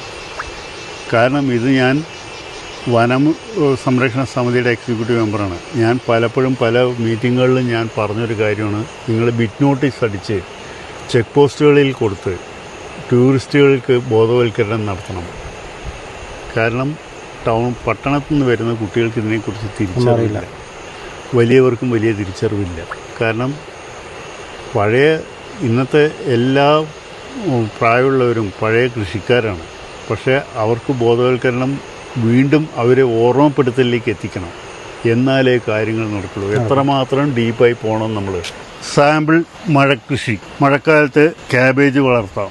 ഈ ക്യാബേജിന് ഈ വഴുതനങ്ങയ്ക്കോ ഈ പച്ചമുളകിനോ എന്തെങ്കിലും കേടുകൾ നിങ്ങൾക്ക് കണ്ടെത്താൻ പറ്റുന്നുണ്ടോ? ഇല്ല. നല്ല ഫ്രഷായിട്ടാണ് നിൽക്കുന്നത്. നല്ല ആരോഗ്യത്തോടെ ഉണ്ട്. ഇതിന് ഞാൻ കൊടുക്കുന്ന മരുന്ന് എന്താണ്, വളം എന്താണ്? എൻ്റെ നാടൻ പശുക്കളുടെ ചാണകം. പല തരത്തിലുള്ള പച്ചിലകളും ഉണങ്ങിയ ഇലകളും ഇത് വെട്ടിക്കൂട്ടിയിട്ട് വളമാക്കും. കാരണം നമുക്കൊന്നും വേസ്റ്റില്ല. ഞാൻ കരിങ്കോഴിയുണ്ട്, നാടൻ കോഴിയുണ്ട്, താറാവുണ്ട്. അവരുടെ വേസ്റ്റ് എടുക്കും. അതിൻ്റെ വളക്കൂട്ടാണത്. ഇതിൽ കവുങ്ങിൻ്റെ മട്ടൽ, തെങ്ങിൻ്റെ മട്ടൽ തുടങ്ങിയിട്ട് സകല സാധനമുണ്ട്. ലഭിക്കാനിട്ടിരിക്കുക ചാണകം ഇട്ടിട്ട് ഇത് കമ്പോസ്റ്റ് ചെയ്യണം. വെട്ടിക്കൂട്ടിയിട്ട് നമ്മൾ കമ്പോസ്റ്റ് ചെയ്തെടുക്കും. വെട്ടിക്കൂട്ടിയിട്ട് കമ്പോസ്റ്റ് ചെയ്ത് കഴിഞ്ഞാൽ അതിനകത്ത് വരുന്ന കീടങ്ങളും മറ്റുള്ള മിത്ര അണുക്കളും ഇത് വളമാണ്. നമ്മുടെ ചെടികൾക്ക് അതേ വേണ്ടൂ. കാട്ടിലൊരുത്തനും രാസവള കൃഷിയല്ലല്ലോ ചെയ്യുന്നത്. ആ മരങ്ങൾ എങ്ങനെ വളരണു? ഇതാണ് യഥാർത്ഥത്തിൽ വൃക്ഷായുർവേദം എന്ന കൃഷി സമ്പ്രദായം. ഒന്ന് ചീഞ്ഞേ മറ്റൊന്നിന് വളമാകുള്ളൂ എന്ന് നമ്മൾ നാട്ടുകാരെപ്പോഴും പറയും, ഇല്ലേ? തീർച്ചയായിട്ടും അത് തന്നെയാണ്. അപ്പോൾ കാട്ടിലാരും വളം ചെയ്യാതെ ഇത്രയും വലിയ മരങ്ങൾ ഉണ്ടാവണില്ലേ? വിവിധ തരത്തിലുള്ള സംസ്കാരമല്ലേ അവിടെ വളരണത്. അതെ, ചെറിയ കുഞ്ഞി തൈകൾ അതിൻ്റെ ചോട്ടിൽ കൂടെ വരണു. വിത്ത് വീണ് വലിയ മരം പ്രായമാകുമ്പോഴേക്കും അടിയിൽ നിന്ന് അവിടെ വീണ്ടും ഒരു മരം വളർന്നു അതേ ഛായയിലെത്തി ആ വൻമരം വീണ് മണ്ണിലേക്ക് ലയിച്ചു. ഇതേ സംസ്കാരമാണ് ഞാൻ എൻ്റെ കൃഷിയിടത്തിൽ പ്രയോഗിക്കുന്നത്. ജൈവ കീടനാശിനി എന്ന പദം പോലും എൻ്റെ ഡിക്ഷണറിയിലില്ല. ഇപ്പോൾ നിങ്ങൾക്ക് ഇതിൻ്റെ ഈ ഡ്രമ്മുകളിലൊക്കെ ഞാൻ ഈ പറഞ്ഞ ചാണകവും ചപ്പിലകളും ആക്കി വെച്ചിരിക്കുന്നത്. ഈ സാധനം 1 ലിറ്ററിന് 10 ലിറ്റർ വെള്ളം കൂട്ടിയിട്ട് 10 ദിവസത്തിനിടയ്ക്ക് ഇങ്ങനെ ഒഴിച്ചു കൊടുക്കും. ചോട്ടിൽ മാത്രം. നന വളരെ പരിമിതമായ നനയെ വേണ്ടു. കൃഷി ഏറ്റവും എളുപ്പമാണ്. വേണ്ടത് എന്താ അറിയോ? മനസ്സ്. നമുക്കില്ലാത്തത് അതാണ്. സാധാരണ ഇപ്പൊ എല്ലാവരും ഈ പുറത്ത് മേടിക്കുന്ന കാലിത്തീറ്റയും മറ്റുമൊക്കെ കൊടുത്ത് അതിൽ കാര്യമില്ല. ആ ചാണകം ഇതിൽ ഉപയോഗിച്ചാൽ നിങ്ങൾക്ക് ഒരു ഗുണവും കിട്ടില്ല. കാരണം എന്താ വെച്ചാൽ അതിനകത്ത് മുഴുവൻ കെമിക്കലാണ് വരുന്നത്. എന്തുകൊണ്ട് നിങ്ങൾക്ക് പാല് നിർത്തുക എന്ന് പറഞ്ഞിട്ട് ഒരു അസുഖമായി പോയി കഴിഞ്ഞാൽ നിങ്ങൾ പാൽ ഉപയോഗിക്കണ്ട എന്ന് പറയണതിൻ്റെ കാരണം എന്താണ്? കാരണം അതിൽ മുഴുവൻ വരുന്നത് എൻസൈംസാണ്. അതിനകത്ത് പാലിനകത്ത് ഒരു 3 വയസ്സ് കഴിഞ്ഞാൽ നിങ്ങൾക്ക് പാല് ദഹിക്കാനുള്ള എൻസൈംസ് നഷ്ടപ്പെട്ടു. ഏത് സസ്തനികളും അവരവരുടെ മക്കൾക്ക് വേണ്ടിയിട്ടാണ് ജീവരക്തം ഊറ്റി ഉണ്ടാക്കുന്നത്. അതാണ് പാല്. ശരിക്കും പറഞ്ഞാൽ നമുക്ക് പാല് കുടിക്കേണ്ട ആവശ്യം ഒരു കാര്യമില്ല. പട്ടി പൂച്ചയുടെ പാല് കുടിക്കുന്നില്ല, പശുവിൻ്റെ പാല് കുടിക്കാൻ പോകുന്നില്ല. നിങ്ങൾ ഒഴിച്ചു കൊടുക്കുന്നതുകൊണ്ടാണ് ആ പട്ടിയും പൂച്ചയും പാല് കുടിക്കുന്നത്. അത് അതിനനുസരിച്ച് അസുഖങ്ങൾ വന്ന് നിങ്ങളുടെ വളർത്തു മൃഗങ്ങൾ നഷ്ടപ്പെടുന്നു. അല്ല, ഇപ്പോൾ കഴിഞ്ഞ ദിവസം നമ്മുടെ ചേകാടി വെച്ചിട്ട് ഒരു ആനക്കുട്ടീനെ പിടിച്ചിട്ട് ആ ആനക്കുട്ടിയെ പിന്നെ കർണാടക ഫോറസ്റ്റുകാർ പിടിച്ച് അതിന് ആട്ടുംപാല് കൊടുത്ത് അതിനെ വളർത്തിക്കൊണ്ടിരുന്നത്. അത് ആ ചത്തു പോയി അടുത്ത്. എന്തുകൊണ്ട് ചാവണു? അല്ല, ഇത് പറഞ്ഞപ്പോൾ എനിക്ക് അതാ ഓർമ്മ വന്നേ. അതിൻ്റെ കാരണം അതാണ്. അതെ, അന്യമൃഗങ്ങളുടെ ജീവരക്തം ഒരിക്കലും കുട്ടികൾ ഉപയോഗിക്കാൻ പാടില്ല. അത് ഓരോ ജീവികൾക്കും സെപ്പറേറ്റ് ആയിട്ടാണ്. ആനയ്ക്ക് നിങ്ങൾ സ്ഥലം കണ്ടിട്ടുണ്ടോ? ആനയുടെ വലുപ്പത്തിനനുസരിച്ചാണോ അതിൻ്റെ മുല? കാട്ടുപോത്തിന് നിങ്ങൾ സ്ഥലം കണ്ടിട്ടുണ്ടോ? 6 മാസം അല്ലെങ്കിൽ 1 വർഷം അല്ലെങ്കിൽ 6 വയസ്സ് വരെ കുട്ടികൾ പാല് കുടിച്ചു. അത് കഴിഞ്ഞാൽ അവർ കൊത്തിയാട്ടി 6 മാസം കഴിഞ്ഞാൽ അവരുടെ സ്ഥലം നിൽക്കും. പിന്നെ കുട്ടികൾ തീറ്റെടുക്കാനായി. അതിൽ നിന്ന് വ്യത്യസ്തമായ ഒരു ജീവിതശൈലി സ്വീകരിക്കുന്നതുകൊണ്ടാണ് മനുഷ്യൻ ഇത്രയും പെട്ടെന്ന് അറ്റാക്ക് മറ്റേത് വാങ്ങാത്തില്ലെങ്കിൽ അസുഖങ്ങൾ കൂടി മരണപ്പെടുന്നതിൻ്റെ കാരണം അതാണ്. ഇവിടെ നമുക്ക് കാണേണ്ട ഒരു കാര്യം എന്താ വെച്ചാൽ അന്യത നമ്മൾ ഈ പറഞ്ഞ സാധനങ്ങളൊന്നും ഉപയോഗിക്കേണ്ട കാര്യമില്ല. നിങ്ങൾക്ക് ഡോക്ടറെ അടുത്ത് പോയാൽ, നിങ്ങൾ അസുഖമായിട്ട് ഡോക്ടറെ അടുത്ത് പോയാൽ നിങ്ങൾ പാല് കഴിക്കേണ്ടെന്ന് പറയും. പ്രത്യേകിച്ച് ഇപ്പോഴത്തെ കാലത്ത്. എന്താ അതിൻ്റെ കാരണം? മുഴുവൻ അതിനകത്ത് വരുന്നത് മുഴുവൻ കെമിക്കലാണ്. ആ കെമിക്കൽ ഉപയോഗിക്കുന്നതനുസരിച്ച് നിങ്ങൾക്ക് അസുഖങ്ങൾ കൂടും. പ്രത്യേകിച്ച് ഇപ്പോൾ പറമ്പിലെ പുല്ല് തിന്ന് വളരുന്ന പശുവിൻ്റെ പാല് പോലും കുടിക്കാൻ പറ്റാത്ത അവസ്ഥ ഈ കളനാശിനി അടിക്കുന്ന കാരണം. ഇന്നിപ്പോൾ ഈ പുഴയിൽ ഒഴുകുന്ന വെള്ളം കുടിക്കാൻ നിങ്ങൾക്ക് പേടിക്കണം. പക്ഷെ ഞങ്ങൾക്ക് പറയാം, ഇത് ഞങ്ങൾ പണ്ട് ടെസ്റ്റ് ചെയ്തിട്ടുണ്ടായിരുന്നതാണ്. നിങ്ങളുടെ സീൽഡ് ബോട്ടിൽ വരുന്ന വെള്ളവും ഈ വെള്ളവും ഞങ്ങൾ ടെസ്റ്റ് ചെയ്തിട്ടുണ്ട്. അതിലുള്ള പൊല്യൂഷൻ ഇതിലില്ല. ഇപ്പം ഞാൻ നിങ്ങൾക്ക് കാണിച്ചു തരാം pH. ഈ വെള്ളത്തിൻ്റെ pH, ഈ മണ്ണിൻ്റെ pH ഞാൻ കാണിച്ചു തരാം. 6.5 നിൽക്കും. ഈ വെള്ളത്തിൻ്റെ pH 6.5 ഓഹോ, അത് കറക്റ്റ് നോർമലാണത്. ചേട്ടൻ്റെ പറമ്പിലുള്ള പച്ചക്കറികൾ തന്നെയാണ് ഉപയോഗിക്കുന്നത്. മാക്സിമം നമ്മൾ തന്നെയാണ് ഉപയോഗിക്കുക. മല്ലി തുടങ്ങിയിട്ടുള്ള നമ്മുടെ ഇവിടെ കിട്ടാത്ത സാധനങ്ങൾ മാത്രമേ നമ്മൾ പുറത്തുനിന്ന് വാങ്ങുന്നുള്ളൂ. ഇത് അഡ്ജസ്റ്റ് ചെയ്ത് കൊണ്ടു നടക്കാൻ സാധിക്കുകയാണെങ്കിൽ നമുക്ക് ജീവിതം വളരെ സുരക്ഷിതമായി കൊണ്ടു നടക്കാം. പിള്ളേരെല്ലാം 30-40 വയസ്സാകുമ്പോൾ അറ്റാക്കാണ്, കുഴഞ്ഞു വീണ് മരിച്ചു. 6 വയസ്സുള്ള കുട്ടി മെൻസസ് കാണിക്കുന്നു. പണ്ട് 18 വയസ്സാണ് ഒരു സ്ത്രീ മെച്യൂർഡ് ആവാൻ. 18 വയസ്സാണ്. ഇന്ന് 6 വയസ്സിൽ അവൾ മെച്യൂർഡ് ആവുകയാണ്. അവിടുന്ന് അവൾ ഒരു സ്ത്രീയായി വളരുകയാണ്. അതുകൊണ്ട് തന്നെ 35 വയസ്സിൽ അവൾക്ക് ബ്രസ്റ്റ് ക്യാൻസർ, യൂട്രസ് കംപ്ലൈൻറ്റ്, മറ്റുള്ള പ്രശ്നങ്ങൾ വന്നു. അവൾ വൃദ്ധയായി. അതിനിടയിൽ ലൈംഗികമായി പീഡിപ്പിക്കപ്പെട്ടു. എന്തായതിൻ്റെ കാരണം? ഹോർമോൺസിൻ്റെ വളർച്ച ആ രീതിയിലാണ് ആ കുട്ടീനെ കൊണ്ടുപോകുന്നത്. ഇതൊക്കെ ജീവിതത്തിൽ നമ്മൾ പഠിക്കേണ്ട കുറേ കാര്യങ്ങളുണ്ട്. നമ്മളുടെ ചാപ്റ്റർ വന്യമൃഗ പ്രശ്നങ്ങളാണ്. പക്ഷെ നമ്മൾ എത്തി നിൽക്കുന്നത് സാധാ ജീവിതത്തിലാണ്. രണ്ടും തമ്മിലുള്ള വ്യത്യാസം എന്താണ്? ഞാൻ ഒരിക്കലും വന്യമൃഗത്തെ ഞാൻ ഒരിക്കലും വേട്ടയാടാൻ ഞാൻ ആഗ്രഹിക്കാത്ത ഒരുത്തനാണ്. അവർ സംരക്ഷിക്കപ്പെടേണ്ട ജന്മങ്ങളാണ്. പക്ഷേ അവരെ നമ്മുടെ കൃഷിയിടത്തിലേക്ക് എത്തിക്കുന്നു. അതിന് കാരണക്കാരൻ നമ്മൾ തന്നെയാണ്. നിങ്ങൾ വലിച്ചെറിയുന്ന വേസ്റ്റുകളാണ് ഇത്രയും പ്രശ്നങ്ങൾ ഉണ്ടാക്കുന്നത്. തെരുവ് നായ്ക്കളുടെ എണ്ണം കൂടി. അതിന്റെ കാരണക്കാരൻ നമ്മൾ തന്നെയാണ്. നമ്മൾ ശൈലി മാറ്റൂ. ഉറവിട മാലിന്യ സംസ്കരണം നമ്മളുടെ ജീവിത ശൈലിയാക്കി മാറ്റൂ. ചേട്ടാ, പിന്നെ ഇവിടുത്തെ വന്യമൃഗ പ്രശ്നം എന്താ സ്ഥിതി? വന്യമൃഗങ്ങള് എല്ലാ തരത്തിലുള്ള വന്യമൃഗങ്ങളും പിടിക്കുന്നു.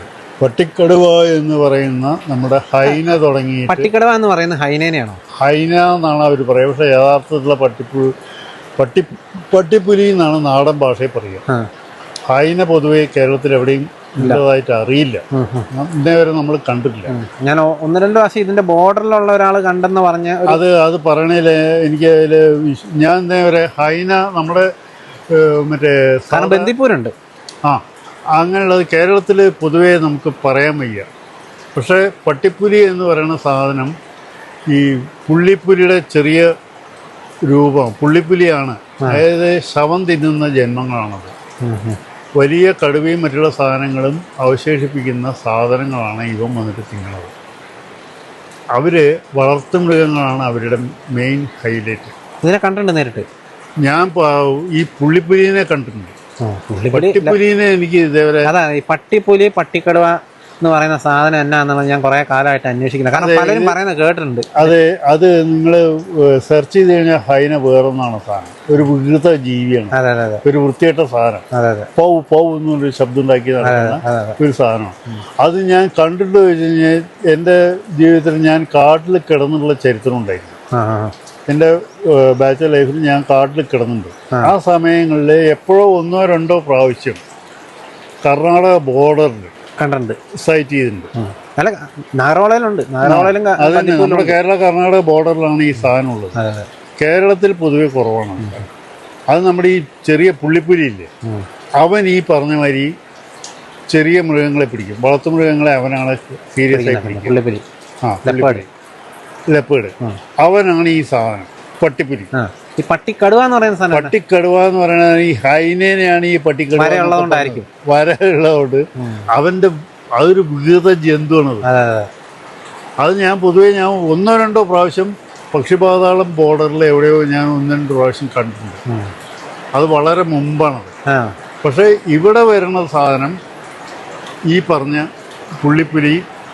പുലിയാണ്. അവൻ അത്യാവശ്യം ചെറുമൃഗങ്ങളെ പിടിക്കും. വലിയ പശുക്കളെ ഒന്നും പിടിക്കില്ല. എൻ്റെ ഒരു വെച്ചൊരു പശുവിൻ്റെ കൈത്തണ്ടയിൽ പിടിച്ചു. അവളതിനെ തട്ടിയിട്ട് ഓടി രക്ഷപ്പെട്ട് കിലോമീറ്റർ ഓടി വന്നിട്ടാണ് തളർന്നു പോകുന്നത്. കാരണം ഈ മസിൽ മുഴുവൻ അത് തിന്നുപോയി. അത് കാരണം അതിൻ്റെ ഫ്രണ്ട് കൈ കുത്താൻ തീരെ നിവൃത്തിയില്ലാത്ത ഒരു പരിസ്ഥിതി വന്നു. എല്ലാ മൃഗങ്ങളുണ്ട്. ഇപ്പോൾ ഏറ്റവും വലിയ രസം എന്താ വെച്ചാൽ, രാവിലെ നമ്മൾ പുറത്തിറങ്ങുമ്പോൾ പെട്ടെന്ന് ശബ്ദം കേട്ട് പുറത്തിറങ്ങുമ്പം കാണുന്നത് ഒരു പ്രാവശ്യം 6 മണിക്ക് 5:30 ഞാൻ അമ്പലത്തിൽ പോകാൻ പുറപ്പെട്ടിറങ്ങുമ്പോൾ പെട്ടെന്ന് പശുക്കളൊക്കെ അലർട്ടായി. തൊഴുത്തുനിന്ന് ഇവരൊക്കെ എഴുന്നേറ്റ് നിൽക്കുന്ന കണ്ടപ്പോൾ ഞാൻ എന്താണ് പ്രശ്നം, എന്തോ സാധനം വന്നിട്ടുണ്ട് എന്നും പറഞ്ഞ് ഞാൻ വയലിലേക്ക് ഇറങ്ങുമ്പോൾ എൻ്റെ മുന്നിൽ കൂടെ ഒരു സാധനം പറന്നു പോകുന്ന സ്ഥിതിയെ കണ്ടത്. അതായത് ഒരു പുലി ഓടി വന്ന് എന്നെ ക്രോസ് ചെയ്ത് പോയതാണ്. കാരണം എൻ്റെ ടോർച്ചിൻ്റെ ലൈറ്റ് അവന് തട്ടിയപ്പോൾ അവൻ ചാടിയതാണ്. അത്രയ്ക്ക് സ്പീഡിൽ അവൻ ചാടി മാറിപ്പോയി. ഇതൊരവസ്ഥയാണത്. അതേപോലെ തന്നെ ഇടുപ്പറ്റം ഉയരമുള്ള പന്നികളുണ്ട്. പലപ്പോഴും പല ഹാച്ചറികളിൽ നിന്നും പന്നികൾ വെട്ടാൻ കൊണ്ടുപോകുന്ന പന്നികൾ രക്ഷപ്പെട്ടു പോകുന്നു. ഈ സാധനത്തിന് മനുഷ്യനായിട്ട് നല്ല അടുപ്പമാണ്. ഇവൻ ഒരു വികൃത പ്രാകൃത രൂപമായിട്ടാണ് അവൻ വളരുന്നത്. അതായത് ഈ നാടൻ പന്നി കാട്ടിലുണ്ട്. നാടൻ പന്നിയും കാട്ടിലേക്ക് എത്തിയിട്ടുണ്ട്. കാരണം എന്ന് വെച്ചാൽ പലപ്പോഴും പലരുടെ കയ്യിൽ നിന്നും രക്ഷപ്പെട്ടു പോകുന്ന ജന്മങ്ങളുണ്ട്. അതേമാതിരി തന്നെയാണ് ഇപ്പോഴത്തെ ഏറ്റവും വലിയ പ്രശ്നം ഉണ്ടാവുന്നത് വെച്ചാൽ കടുവകൾ. പണ്ടത് പ്രചരണത്തിലുണ്ടായിരുന്നു. ഈ സർക്കസ് കമ്പനികളിൽ നിന്ന് പ്രായമായ സാധനങ്ങളെ ഒഴിവാക്കി പോയത്, അതേമാതിരി പിടിച്ചിട്ട് കാഴ്ച ബംഗ്ലാവിലെത്താതെ രക്ഷപ്പെട്ടു പോകുന്ന കടുവകൾ, ഇങ്ങനെയുള്ള ജന്മങ്ങൾ. നാടൻ ആനകൾ, കാട് കയറിയുള്ള ആനകളുണ്ട്. ഇവരൊക്കെയാണ് ഏറ്റവും കൂടുതൽ നാട്ടിലേക്ക് എത്തുന്നത്. കാരണം അവർക്ക് മനുഷ്യൻ്റെ പടക്കത്തിനെയോ മറ്റുള്ള സംവിധാനങ്ങളെയോ യാതൊരുവിധ ഭയവുമില്ല. അങ്ങനെ വരുന്ന കുറേ ജന്മങ്ങൾ നമ്മുടെ ഇടയിലുണ്ട്. ഇത് തിരിച്ചറിയേണ്ടത് നമ്മുടെ ഡിപ്പാർട്ട്മെൻറ്റാണ്. പക്ഷേ അത് എത്രമാത്രം അവർക്ക് വിജയിക്കാൻ സാധിക്കും ചോദിച്ചു കഴിഞ്ഞാൽ പറയാൻ പറ്റില്ല. കാരണം തിരിച്ചറിയാൻ അവർക്കുള്ള സമയം കൊടുക്കുന്നില്ല. പല സ്ഥലങ്ങളിലും ഇന്നിപ്പോൾ നാട്ടാനേനെ പിടിച്ചു, അല്ലെങ്കിൽ കാട്ടാനേനെ പിടിച്ചു, വെടിവെച്ചു, ആ സാധനം ചത്തുപോയി. അതിൽ വലിയൊരു അബദ്ധം സംഭവിക്കുന്നത് എന്താ വെച്ചാൽ പലപ്പോഴും ഇവര് നഷ്ടപ്പെടുകയാണ് എന്നുള്ളതാണ് സത്യം. ഞങ്ങൾ രാവിലെ അമ്പലത്തിലേക്ക് പോകുമ്പോൾ നേരെ മുന്നിൽ ഞാൻ അതിൻ്റെ വീഡിയോ അയച്ചു തരാം.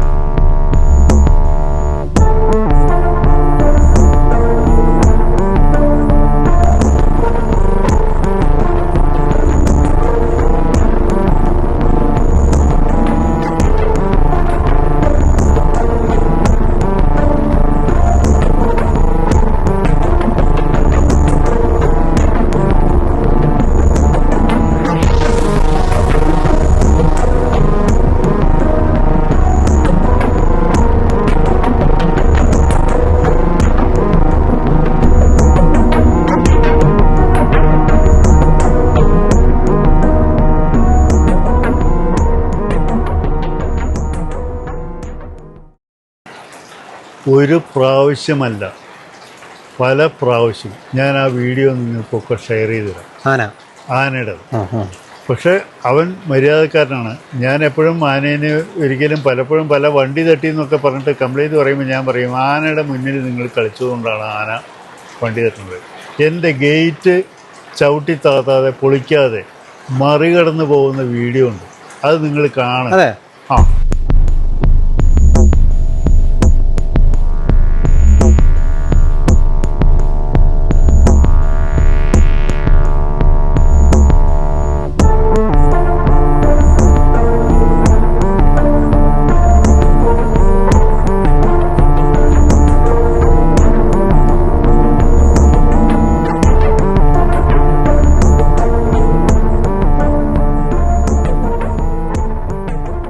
എന്റെ ഗേറ്റ് ഇപ്പോൾ നിങ്ങൾ താൻ വണ്ടി നിർത്തിയിട്ട് എന്നോട് ആ കമ്പിയുടെ സൈഡിൽ കൂടെ നടന്നുപോയ വീഡിയോ ഉണ്ട്. അതേമാതിരി തന്നെ ആ കമ്പിയിൽ തുമ്പിക്കൈ വെച്ചിട്ട് അത് താഴും എന്ന് സംശയം തോന്നിയിട്ട് അവൻ അതിന് ചാടിക്കടന്നു പോയിട്ടുള്ള വീഡിയോ ഉണ്ട്. ഇതൊക്കെ കണ്ടിട്ട് തീരുമാനിക്ക് വന്യമൃഗ ശല്യം ഏത് രീതിയിലാണ്, വന്യമൃഗങ്ങൾ മര്യാദക്കാരാണോ എന്നുള്ളത് നിങ്ങൾക്ക് ബോധ്യപ്പെടാം. ഞാൻ ഒരിക്കലും വന്യമൃഗങ്ങളെ എൻ്റെ കൃഷിനാശത്തിന് ഞാൻ അവരെ കുറ്റം പറയില്ല. അതിന് കാരണക്കാരൻ നിങ്ങളാണ്, ഞാനല്ല, നിങ്ങളാണ്.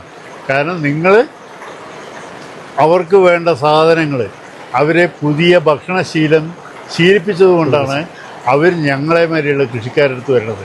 ഇന്നിപ്പോൾ ഏറ്റവും വലിയ പ്രശ്നം ഉണ്ടാവുന്നത് വേറൊന്നുമല്ല, റിസോർട്ടുകാരും നൈറ്റ് ഡ്രൈവ് എന്ന് പറഞ്ഞിട്ടൊരു സംവിധാനം ഉണ്ടാക്കിയിട്ടുണ്ട്. ഉള്ള വൈൽഡ് ലൈഫ് ഏരിയയിൽ കൂടെ മുഴുവൻ അവർ രാത്രി റിസോർട്ടുകളിൽ താമസിക്കുന്നവരെ കൊണ്ടു നടക്കുന്നുണ്ട്. ഞാൻ DFO CF തുടങ്ങി പലരിടത്തും ഞാൻ ഓപ്പണായി പറഞ്ഞു. അവർ പറഞ്ഞു ഞങ്ങൾക്കൊന്നും ചെയ്യാൻ പറ്റില്ല, ഗവൺമെൻറ് അതിനെ സപ്പോർട്ട് ചെയ്യണമെന്നുണ്ട്. അവരുടെ നിസ്സഹായാവസ്ഥ അവർ വെളിപ്പെടുത്തിയുള്ള ചരിത്രമുണ്ട്. കാരണം എന്താ വെച്ചാൽ ഈ ഡ്രൈവിന് പോകുന്നവർ അവരുടെ സ്വച്ഛമായ രാത്രി യാത്ര നിരോധിക്കുന്നു. അവർക്ക് വേണ്ട സ്ഥലത്തേക്ക് അവർക്ക് അങ്ങോട്ടും ഇങ്ങോട്ടും നടക്കാനുള്ള സൗകര്യം കൊടുക്കുന്നില്ല. കാരണം നിങ്ങൾ ഉപയോഗിക്കുന്ന ലൈറ്റ് ഒന്ന് ഡിമ്മിയില്ല. നിങ്ങളെ കാണിക്കാൻ വേണ്ടി ലൈറ്റ് അടിച്ച് എക്സ്ട്രാ ടോർച്ച് വെച്ചിട്ട് ഇവരെ കാണിക്കാൻ വേണ്ടിയിട്ട് ടോർച്ച് അടിക്കുമ്പോൾ അവർ ഫ്രസ്ട്രേറ്റഡ് ആവുകയാണ്. അവർ കുട്ടി കുടുംബത്തോടു കൂടി ആനത്താരകൾ അവർക്ക് യാത്ര ചെയ്യാനുള്ളതാണ് ആനത്താരകൾ. അതിൻ്റെ ഇടയിൽ കൂടെ നിങ്ങൾ ടോർച്ച് അടിച്ചിട്ട് മറ്റേ വിദേശികളെയും സ്വദേശികളെയും ടൂറിസം വികസനത്തിൻ്റെ പേരിൽ കൊണ്ട് നടക്കുമ്പം അവരുടെ സ്വസ്ഥത നഷ്ടപ്പെടുത്തണം. അവൻ വരുന്നത് എന്താ അറിയോ, അവൻ അടുത്ത പാത്തിൽ കൂടെ ഇറങ്ങണം. അത് നേരെ കൃഷിക്കാരൻ്റെ അടുത്ത് ആ ആവാസ വ്യവസ്ഥയിൽ വ്യത്യാസം വരുത്തുന്നു. അപ്പം നിയന്ത്രിക്കേണ്ടത് നമ്മളെ തന്നെ നമ്മൾ സ്വയം നിയന്ത്രിക്കുക. ഞങ്ങളൊക്കെ രാത്രി യാത്ര ചെയ്യുന്ന ആൾക്കാരാണ്. കാരണം ഞങ്ങൾക്ക് തിരുനെല്ലിയിൽ നിന്ന് ഒരു മെഡിസിൻ വാങ്ങണമെങ്കിൽ 32 കിലോമീറ്റർ യാത്ര ചെയ്യണം. മാനന്തവാടി എത്തണം ഒരു ഹോസ്പിറ്റൽ സൗകര്യം കിട്ടാൻ. ഞങ്ങൾ പോകുമ്പോൾ ഞങ്ങൾ ഒരിക്കലും അവർ വഴി തടഞ്ഞു നിന്നിട്ടില്ലല്ലോ, എത്രയോ പ്രാവശ്യം. അതേമാതിരി ഞങ്ങൾ യാത്ര കഴിഞ്ഞ് തിരിച്ചു വരുമ്പോൾ രാത്രി പാതിരയാവും. ഞങ്ങൾക്ക് വീട്ടിലെത്താതിരിക്കാൻ പറ്റില്ല. മോട്ടോർ സൈക്കിളിൽ ഞങ്ങൾ യാത്ര ചെയ്തിട്ടുണ്ട്. എൻ്റെ ജീവിതം ഞാൻ തുടങ്ങിയത് സുസുക്കി മോട്ടോർ സൈക്കിളിലാണ്. കടുവ എൻ്റെ മുന്നിൽ വന്ന് പെട്ടിട്ടുണ്ട്. ഞാൻ അവിടെ വണ്ടി നിർത്തും, ലൈറ്റ് ഓഫ് ചെയ്യും. അവൻ പോകാനുള്ള സൗകര്യത്തിന് അവൻ പോയി കഴിഞ്ഞതിന് ശേഷം മാത്രമേ ഞാൻ വണ്ടി എടുക്കാറുള്ളൂ. എന്തുകൊണ്ടാണെന്ന് വെച്ചാൽ അവനെ അനാവശ്യമായി ബുദ്ധിമുട്ടിക്കരുത്. ഇതിൽ ഞങ്ങൾ തമ്മിലുള്ളൊരു, അതായത് നമ്മള് ഇനിയുള്ള കാലത്ത് നമ്മൾ മനുഷ്യനും മൃഗങ്ങളും കൂടെ, അതായത് ഇനിയുള്ള ഒരുമിച്ച് സഹവസിക്കാന്നുള്ള ഒരു സംഭവം. അതെ, അത് ഒത്തൊരുമിച്ച് വന്യമൃഗങ്ങൾക്ക് അനാവശ്യമായി അവരെ ഫ്രസ്ട്രേറ്റഡ് ആക്കാതിരിക്കുക. നിങ്ങൾ കൃഷി ചെയ്യുന്നുണ്ട്, ആ കൃഷിയിലേക്ക് വന്യമൃഗങ്ങൾ ഇറങ്ങുന്നുണ്ട്. അതിൻ്റെ കാരണക്കാരൻ നിങ്ങൾ തന്നെയാണ്. നിങ്ങളത് സംരക്ഷണം നിങ്ങൾ സ്വയം ഉറപ്പുവരുത്തുക. പണ്ട് ഞങ്ങളൊക്കെ കാവൽ കിടന്നിട്ടാണ് കൃഷി രീതി. ഇന്ന് എത്ര കൃഷിക്കാരൻ കാവലടക്കുന്നുണ്ട്, ഫെൻസിങ് ഇട്ടിട്ടുണ്ട്. ആ ധൈര്യത്തിൽ വീട്ടിൽ പോയിട്ട് 5 മണി കഴിഞ്ഞാൽ ഒരു കർഷകൻ അവൻ്റെ പറമ്പ് കാണാറുണ്ട്. ഞങ്ങളൊക്കെ രാത്രിയും പകലും വിത്തിട്ടാൽ തുടങ്ങിയിട്ട് ഏത് സമയത്തും കൃഷി നമ്മുടെ ഉപജീവന മാർഗമാണ്. അവിടെ ഞങ്ങളുടെ സഹവർത്തികളാണ് നെൽച്ചെടികളും ചെടികളും കൃഷിയിലെ ഉൽപ്പന്നങ്ങൾ മുഴുവൻ. ഞങ്ങൾ അവരുടെ കൂടെ നിൽക്കുന്നുണ്ട്.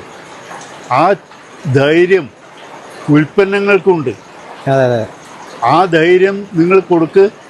എന്നിട്ട് വന്യമൃഗങ്ങളെ വേട്ടയാടാൻ നിൽക്ക്. കൊന്നാൽ തീരില്ല പ്രശ്നം. അയൽ സംസ്ഥാനങ്ങളിൽ നിന്ന് എന്തുകൊണ്ട് കേരളത്തിലേക്ക് വന്യമൃഗങ്ങൾ വരണു? ഇവിടെ അവർക്കെതിരെയുള്ള ആക്രമണം കുറവാണ്. കർണാടകത്തിലോ തമിഴ്നാട്ടിലോ ആന കൃഷി നശിപ്പിക്കാൻ തുടങ്ങിയാൽ അവർ 3-ാമത്തെ ദിവസം പൂ തട്ടിക്കൊടുക്കും. അത് പുറം ലോകം അറിയില്ല. കേരളത്തിൽ ചെയ്താൽ അത് വന്യമൃഗ സംരക്ഷണത്തിൻ്റെ നിയമപരിധിയിൽ വരുന്നതുകൊണ്ട് നമ്മളാരും അവരെ വേദനിപ്പിക്കില്ല. അതുകൊണ്ട് തന്നെയാണ് വന്യമൃഗങ്ങളുടെ ശല്യം കേരളത്തിൽ കൂടുന്നത്.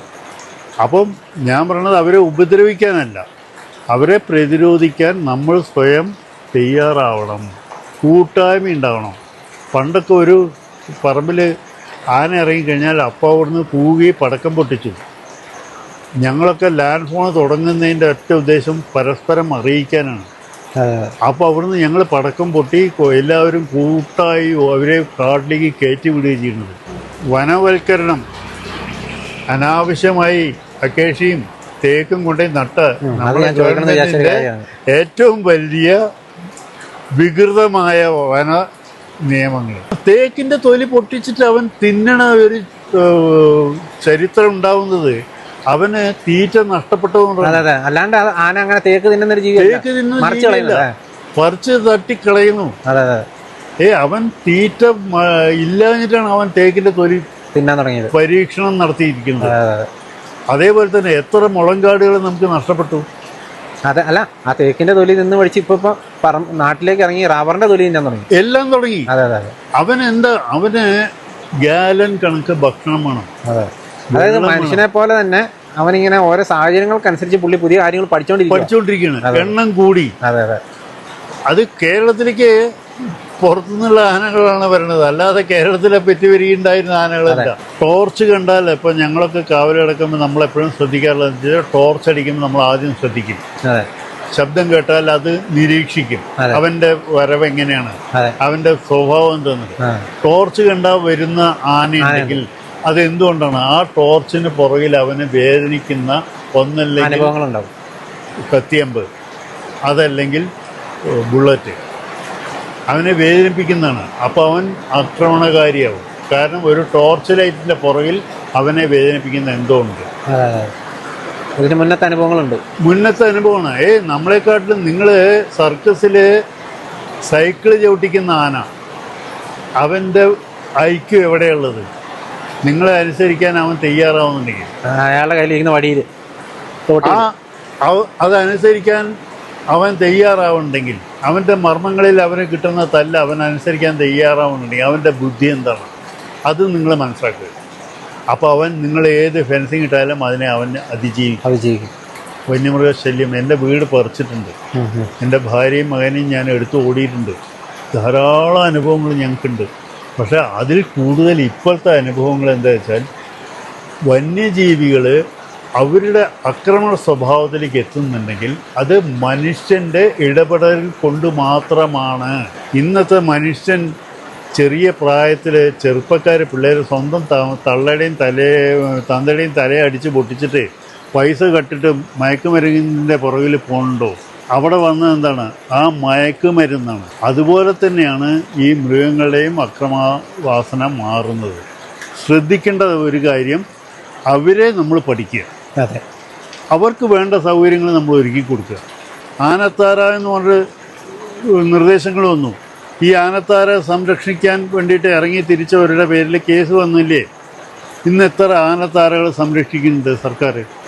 കാവൽപന്തലുകൾ കെട്ട് അവിടെ നിങ്ങൾ നമ്മുടെ ചെറുപ്പക്കാരെ കൊണ്ടുപോയി കാവലെടുത്ത് അവർ പഠിക്കട്ടെ. അവർക്ക് കിട്ടുന്ന അന്നം ഒരു കർഷകൻ എങ്ങനെ മെനക്കെട്ടാണ് ഉണ്ടാക്കുന്നത്, അതെ, അതിലേക്ക് തിരിച്ചു കൊണ്ടുവരാൻ പറ്റും. എൻ്റെ അഭിപ്രായത്തോടെ എല്ലാവരും യോജിച്ചോളണമെന്നില്ല. നിങ്ങളിലുള്ള രാഷ്ട്രീയം വേറെയാണ്, എനിക്ക് നന്നായിട്ട് അറിയാതെ. ഞാൻ ഒരു രാഷ്ട്രീയക്കാരനല്ലാത്തതുകൊണ്ട് എനിക്കത് ഒരു വ്യക്തതയുണ്ട്. TV ചാനൽ തുറക്കാൻ നിർത്തിയില്ല. എല്ലാവരും ഇതിനെക്കുറിച്ചുള്ള ചർച്ചകളാണ്. ആ ചർച്ചയിൽ മാത്രം ഒതുക്കാതെ റിയൽ ലൈഫിലേക്ക് വാ. നമ്മളും കൂടെയുണ്ട്. ഞങ്ങളെമാതിരി പ്രായമുള്ള കർഷകരടുത്ത് നിങ്ങൾ ചെല്ല്, അവർ പറയും, അവർ ചെയ്തു തരും. അവർ പറയുന്നതിനനുസരിച്ച് നിങ്ങൾക്ക് ഈ പ്രശ്നങ്ങൾ തീർക്കാം. പോരെ, ഇതിൽ കൂടുതൽ എന്താ വേണ്ടത്? എനിക്കിത്രയൊക്കെ അറിവുള്ളൂ. ഞാനൊരു ശാസ്ത്രജ്ഞനല്ലാത്തതുകൊണ്ട് തന്നെ എനിക്ക് എൻ്റെ അറിവുകൾ ഇങ്ങനെയൊക്കെ പറഞ്ഞ് മനസ്സിലാക്കി തരാൻ പറ്റുള്ളൂ. ഭാഷയിൽ വ്യത്യാസങ്ങളുണ്ടാവാം, നോക്കിക്കണ്ട് ചെയ്യുക. അപ്പോൾ ഏതായാലും സുകുമാരൻ ചേട്ടൻ പറയുന്ന കാര്യങ്ങളൊക്കെ നമ്മൾ കേട്ടോ കേട്ടോ. വളരെ നല്ല ജ്ഞാനമുള്ളൊരു മനുഷ്യനാണെന്നുള്ളത് നിങ്ങൾക്ക് ആ സംസാരം കേട്ടപ്പോൾ തന്നെ മനസ്സിലായി കാണുമല്ലോ. അപ്പോൾ അദ്ദേഹം സംസാരിച്ച കാര്യങ്ങൾ കേട്ടു, അദ്ദേഹത്തിൻ്റെ ലോകപരിജ്ഞാനത്തെക്കുറിച്ച് നമ്മൾ കേട്ടു. പ്രത്യേകിച്ച് അദ്ദേഹത്തിൻ്റെ കൃഷിയിടങ്ങളിൽ അദ്ദേഹം പരീക്ഷിക്കുന്ന കാര്യങ്ങളൊക്കെ നമ്മൾ കുറേയൊക്കെ കേട്ടു. ഇതൊന്നുമല്ല, അപ്പോൾ ഇത് ഒരു തുടക്കം മാത്രമാണ്. നമ്മൾ സുകുമാരൻ ചേട്ടൻ്റെ അടുത്ത് ഇനിയും വരും. നമുക്ക് ഒത്തിരി കാര്യങ്ങൾ ഇനിയും ചോദിച്ച് അറിയാനായിട്ടുണ്ട്. നമ്മൾ അദ്ദേഹത്തിൻ്റെ പല പല കൃഷി മേഖലകളും അതുപോലെ തന്നെ അദ്ദേഹത്തിൻ്റെ ജീവിത പരിജ്ഞാനങ്ങളും ഒക്കെ നമ്മൾ ഇനി വരുന്ന ആളുകളിൽ നമ്മുടെ ചാനലിൽ കൂടെ തന്നെ നമ്മൾ കാണിക്കുന്നതായിരിക്കും. ഏതായാലും നിങ്ങൾക്ക് ഈ വീഡിയോ ഇഷ്ടപ്പെട്ട് കാണുമെന്ന് വിചാരിക്കുന്നു. അപ്പോൾ വീണ്ടും മറ്റൊരു ദിവസം മറ്റൊരു എപ്പിസോഡുമായി വീണ്ടും കാണാം. Thank you.